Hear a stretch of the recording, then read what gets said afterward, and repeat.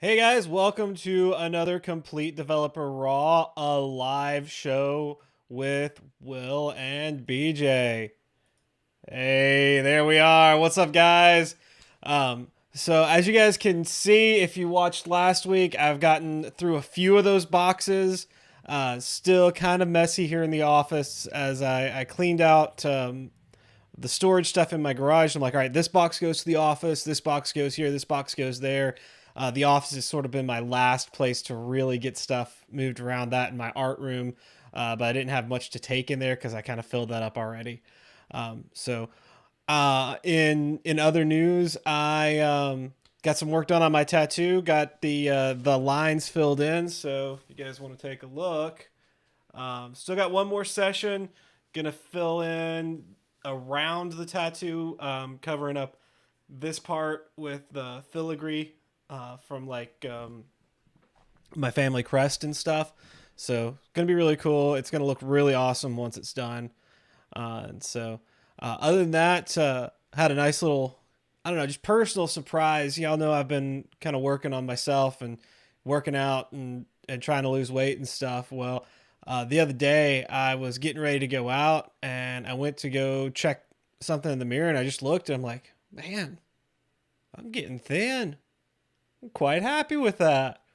Like, if you follow me on Facebook, I think I posted something about it. I was like, man, it's nice when you look in the mirror and you're happy with what you see. So that was quite a nice little surprise there for me, just sort of to do that. What's going on with you, man? Man, it just seems like work just keeps on piling up. Mm-hmm. Um, I finished the book edits and then found out that one of the chapters didn't upload properly, so I got to go deal with that again. I'm not sure what's going on with their SharePoint. It's weird. Got the cover art, in to review, and it needs a little bit of work, but it's getting there. So yeah, that thing's coming out in April, Oh, or April not of next April. year, No, sorry, it's coming out in August. August. Okay, I was Yeah, gonna like, it's supposed to be done at the end of April. yeah. Yeah. So Well, it was done at the end of April. It's just the reviews are taking forever. So, yeah. Well, that um, happens. That yeah, happens. that's going on, and I am still like buried in the databases at work.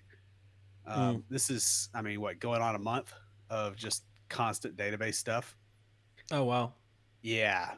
So I'm actually on the taking plus, a database class next week on PL SQL and Oracle databases. So I'm kind of excited about that. It's gonna be fun. yeah.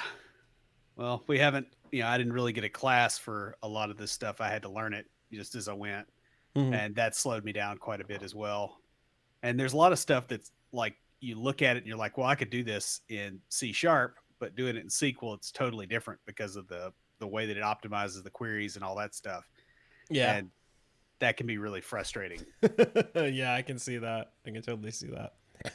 So, podcast news, I'm going to be sending out some water bottles next week. Guys, if y'all have won a water bottle and you haven't uh, sent me your information, send it to neckbeards at completedeveloperpodcast.com. And it'll probably be Tuesday or Wednesday when I get those sent out. No, most likely Tuesday because I'll be busy Wednesday. So yeah, it'll probably be Tuesday, maybe even Monday. So if you get me your information by Sunday, you should be good. Um, but get me that information. I'm gonna try to get out as many as I possibly can this go round. We may need to order some new ones coming up soon. So we're getting stock is getting a little low. Uh, the ones we've got, I think, are pretty good. They're good quality. So all right. Let's go ahead and move on into our first question. Okay. First question is, as a senior programmer, what makes you happy when you look at a junior developer's code? Um, I'd say one thing that makes me happy is I see stuff that I've showed them that they've taken and run further with, Yeah. or they've used concepts in other ways. If I see stuff that surprises me in a good way, that's usually a pretty good sign. I guess that's pretty much it, right? Is I just want to see good code. Yeah. Um, I like to see that they're implementing patterns and stuff, or that Yeah, I'm not quite a senior yet, but as a mid-level, I do mentor some junior developers. I like to see that they're using proper patterns, that they're doing, especially if we have standards, that they're using the standards for the organization, and they're not trying to cowboy code stuff.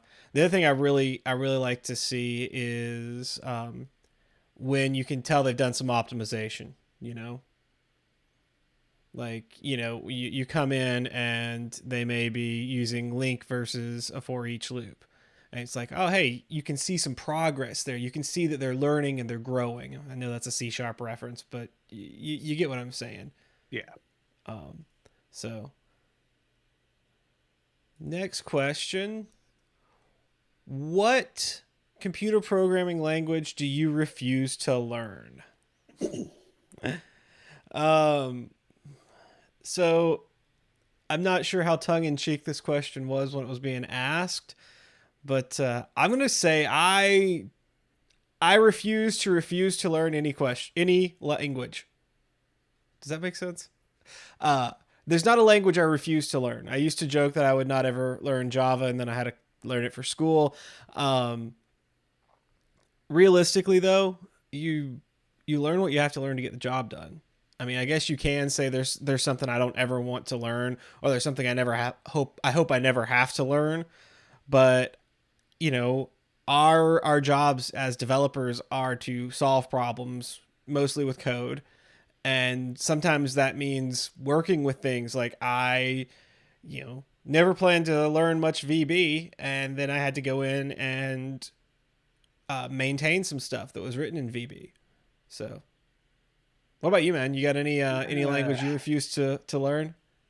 I don't know about ones I refuse to learn, but there's some that I don't want to work with again.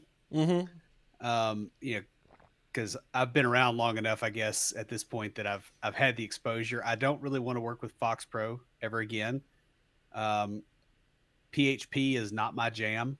I mean, it's other people's and it's fine. I've got nothing, against it. It's just not something I want to do. Um, I would say Fortran or COBOL. Mm-hmm. Not real fired up to learn either of those. Oh, you don't want to do Visual COBOL? Not really, no.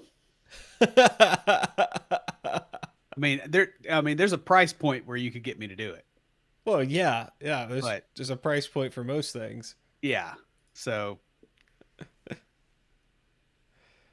Oh yeah. the next question. Next question is What screams I'm a computer science student? Um, Waxing philosophical about COBOL and Fortran. Uh, Possibly. That's probably a good example. Uh, Thinking that you need to implement lists and trees and things like that manually yourself, mm-hmm. instead of using like STL or something in C++.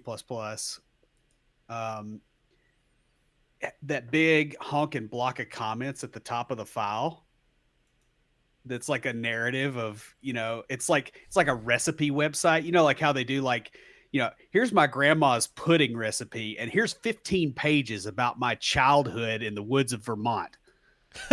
Right? Like they do comments like that. Have you ever been to recipe websites? You know how they do that? I mean, I've been to a few recipe websites when I was trying to figure out how to do something. Yeah, where they'll hide the recipe like way down and they've got all this crap at the top that's for search engine optimization. Computer science students do comments like they're search engine optimizing their code. Yeah, because they don't want the professor to get annoyed with them. I see. I see. Yeah, that might be some of the problems that I had with professors my first couple of semesters of school, because I commented like I was writing production code. There's enough information in there if you got to come in and maintain it, but I'm not defining everything I'm doing. Should I start doing that for school? Yeah, and it's really irritating. I mean, and I'll run into people in professional environments that think that matters. And it's like, dude, you're going to waste so much time maintaining these comments that tell people stuff they ought to know. Oh yeah. When I first started, I worked with a guy that he was a contractor too, and he did that. He refused to write documentation because he said it's in my code. And when I looked at his code, because I had to maintain some of it, it was he had to spend more time writing comments than code. Yeah. I mean, he commented variable names. This is why I'm naming it this. I'm like, what? Well, and the other thing is, what happens when you change the code? You have to go back and change the comments. What else doesn't happen? Your tools don't say, hey, I noticed that this variable is got a name now that doesn't match what's in this comment up here from before. Like there's no semantic stuff going on there because Yeah. the compiler doesn't care either. Mm-hmm. And so you end up where all of your comments are lies. Mm-hmm. No. All right, guys. If y'all have any questions for us, leave them in the comments, or send them to us via email, neckbeards@completedeveloperpodcast.com. We have one comment from Carrie. Hey, Will and BJ. Hey. What's up, Carrie? So next week, man. Next week's a big week for us. We hit 200 next week. We have an episode. We called it a retrospective on 200 episodes. Now, y'all, we made it to 200, almost 4 years into podcasting, and it feels like we're just getting our feet under us, really. And there's a lot of stuff that we're still learning and that we're still kind of stressing about in some places. There's so much stuff we've learned, from audio engineering to coding and tech skills to insights into ourselves and our interactions with each other and other people. And there's so much more out there. I think that's one of the biggest things that we've learned is just how much more out there is to learn in a lot of places. In our 200th episode, well, technically it's our 201st episode because we had an episode 0, but in episode 200, gotta get all technical on us there. We're going to take a look back at what we've learned, the things that we've enjoyed, and some of the hard times that we've had over the last 200 episodes. It's basically, like I said, a retrospective from our first 200 and looking forward to our next 200. So check that out, coming out next Thursday. It's going to be a lot of fun. We had a lot of fun recording it, and I'm going to probably have a lot of fun editing it. Doesn't sound like it. Oh, well, I may throw in a few funny things in the editing, so you guys will hopefully enjoy that episode and sort of hear about our progress. Y'all, that wraps us up. We got a really cool guest that we are talking to tonight, so we've kept it kind of short on the live show so that we can get ready to talk to him and put together just an awesome episode for y'all. So we're gonna hop off here and get to that. We'll talk to y'all next week.